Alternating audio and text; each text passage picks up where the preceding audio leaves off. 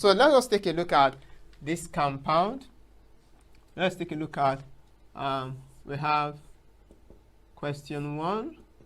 We are told to give the IUPAC name of the compound, CH3. Let's take a look at this compound, CH, chloro, the R, C, CH3,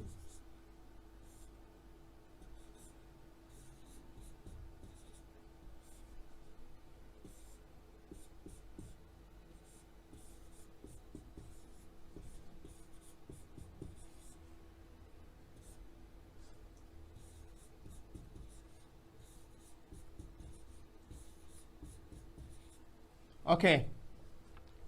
So taking a look at the compound above, what would be the name of that compound? From all our rules so far, how are we going to name this compound? When we look at the compound, going straight, trying to take a straight chain count, we're going to have 7 carbon atoms if we are to go straight. But we need to consider, is the straight chain compound, the straight chain, the longest continuous chain? So when we are taking our counting, always put that at the back of your mind. Always be careful, knowing that you have to get the longest continuous chain as a straight chain. Always be very, very mindful of it. So if we are to go straight, this will be carbon 1, 2, 3, 4, 5, 6, and 7. You see? So the straight chain gives us 7 carbon atoms. Some other person may choose to go that same way. 1, 2, 3, 4, 5. Now instead of continuing to 6, you may choose to say this will be 6, this is 7, and this is 8. So if I choose the straight chain to be my parent chain, and my friend may choose his own chain to be like this. Let us take another pen color. My friend may choose his chain to be this way, this, and that, and this, and that. So you can see my friend is going to be having 8 carbon atoms as the parent chain. That is to say, we have now counted 8 carbon atoms as the longest continuous chain. So you ought to be very mindful when taking your count. If what you have counted is long enough, still check if you can still get another carbon atom that's in another length or chain that may be longer than the one you have counted before. So looking at this, I think 8 carbon chain is the longest. So every other species becomes side chains. Every other species, this now also becomes a side chain. So every other species becomes a side chain. So how do we name this compound? The next thing is now to consider where to follow. We have only identified that there are 8 carbon atoms. Now for clarity, let us redraw what we have. For clarity, we have now CH3, CH, CH, bromine, chlorine, C, CH3, CH3, CH, CH2, CH3, CH2, CH2, CH3. So, for clarity, this is our longest continuous chain. So always use your pencil to map out the longest continuous chain. So that is our longest continuous chain. So having seen that, where do we start numbering? should we start from the right-hand side or from the left-hand side? Or from the left-hand side? Where is ideal? So let's take a look at it. If we are to start from the right-hand side, this will become carbon 1, carbon 2, carbon 3, carbon 4, 5, 6, 7, and 8, if we are to start from the right-hand side. But if we choose to number from the left-hand side, then from the left-hand side, this will become carbon 1, carbon 2, 3, 4, 5, 6, 7, and 8. So, where do we take our numbering from? Now, looking at numbering scheme from the right-hand side, bromine and chlorine falls under carbon 6 and carbon 7. And we just saw a rule that tells us whenever we have cases like having special substituents like this, halogens or hydroxyl group, double bond, triple bond, or the amine group in the hydrocarbon chain, such substituents are given preference. So if we are to follow the right-hand side in numbering, it means chlorine and bromine falls under carbon 6 and carbon 7. And let us try to identify the side chains again. This is side chain ethyl, side chain methyl, methyl, bromo, chloro. So we have 5 side chains. So ethyl will fall under carbon 4. This methyl falls, this is methyl, and this is another methyl. Both falls under carbon 5. If we are to number from the right hand side, this is bromine, which will be called bromo, and this is chlorine, which will be called chloro. So,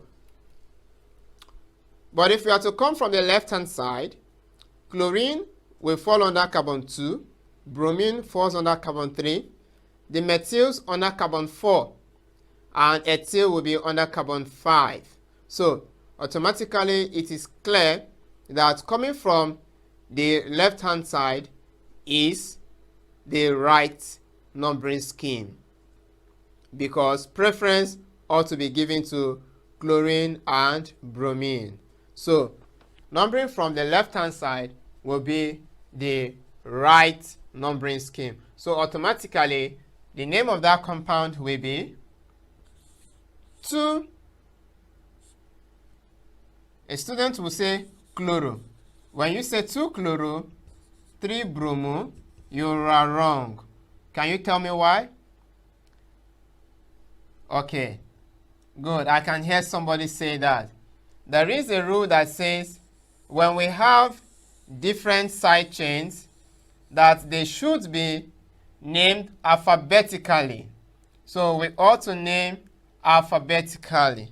So we have bromine first, so bromine should come first because B comes before C in the English alphabet. So this is going to be 3-bromo. So this is going to be 3-bromo, 2-chloro. Can we see that? Methyl is there, ethyl is there. So ethyl comes before methyl, that is E comes before M in the English alphabet. So we have, because we are naming from the right hand side, please don't get confused. From the left hand side, I beg your pardon, we are naming from the left hand side. So the left hand side is numbered with the green ink, with the green, not with the blue. So you can see that ethyl falls under carbon 5. It falls under carbon 5. So this is going to be 5-ethyl. And then the methyl comes next, and they fall under carbon 4. It fall under carbon 4. So, and it's going to be 4,4-dimethyl. 4,4-dimethyl. So all the functional or substituents or side chains, as you may call it, have all been captured. 3-bromo, 2-chloro, 5-ethyl, 4,4-dimethyl. And the last name that ought to come is the parent chain. And the parent chain is 8 carbon atoms. And 8 carbon atoms is octane. Octane. So, and that is the complete name of that compound. 3-bromo, 2-chloro, 5-ethyl, 4,4-dimethyl octane. So this is how to name organic compounds. I want to believe it is clear. Yes, I can feel you are getting it now. Okay, let us take a look at more examples. Let me give it to you. We have another question. So let us take a look at this. We have this structure like this: C, H, F, F, CH, CH3, CH, CH2. Okay, so we have this compound. What will it be? So you can see it is quite a simple compound. So what will it be? Looking at it, we have a double bond from the right hand side, and then we all have single bonds at the other side of the chain. So what will be our compound? How do we name this compound? First, let us get to understand that, of course, this is our parent chain. That is one thing. That's our parent chain. And since that is the parent chain, automatically this will be the side chain. We also have fluoride side chain, and this also has side chains attached. So what will that be? Now, taking a look at the parent chain and the side chain, the next thing is to number the parent chain. That is the next rule. So let's see how to number our parent chain. And we have been told that numbering is done in such a way that we give some side chains the lowest number as possible. But don't forget, looking at the compound, we have a double bond there. So preference will be given to the double bond. So it means that we ought to start our numbering from the left-hand side. 1, 2, 3, and 4. So preference is given to the double bond. Now, it is seen from the structure that the double bond is between carbon 1 and carbon 2. The double bond is between carbon 1 and carbon 2. Now, wherever double bonds or triple bonds are found in any hydrocarbon chain, the bond will be attached more significantly to the lesser carbon atom. Take, for instance, the double bond we can see in this chain is between carbon 1 and carbon 2. So it means that carbon 1 will be attached more to the naming of this compound with respect to the double bond. That is to say, when we are to name the compound, the double bond comes into play. The name of the double bond comes into play, but preference will be given more to carbon 1 instead of carbon 2. So carbon 1 takes more of the naming. That is to say, he is considered, if we are to use the word here, carbon 1 is considered to be given the naming of that double bond. Let us get to understand what we are talking about. Now, the name of this compound will be 4,4-difluoro 3 methyl. 3-methyl but 1-ene. Now let's analyze. Why is the name of this structure 4,4-difluoro 3-methyl but 1-ene? It is 4,4 because fluorine, the 2 fluorine atoms are attached to carbon 4 according to our numbering scheme. It is 3-methyl because the methyl is attached to carbon 3 according to the numbering scheme. Now it is but 1-ene. First of all, it is ene because the structure, the chain has double bond, and double bonds are alkenes, as we have learned from the beginning of the class. They are alkenes. Double bonds are alkenes. Single bonds are alkanes. And triple bonds are for alkynes. So, since there is the presence of a double bond in that compound, the compound is going to go by the name an ene. And we have 4 carbon atoms there, so it means that the name of the compound is going to be a butene. But the double bond is between carbon 1 and carbon 2. So since it is between carbon 1 and carbon 2, we have said that carbon 1 will take the naming.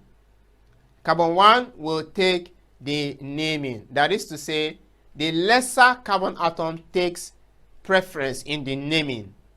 So instead of saying but2-ene or but1,2-ene, it is wrong. Even though the carbon atom is between carbon 1 and carbon 2, carbon 1 takes preference. So that is why it is but1-ene. 1-ene because 1 takes preference, and it is ene because there is the presence of a double bond. If it were to be a triple bond, it's going to be but1-yne. But1-yne, telling us that that compound is an alkyne, not an alkene. So that is actually how to name compounds. So let's take a look at another example.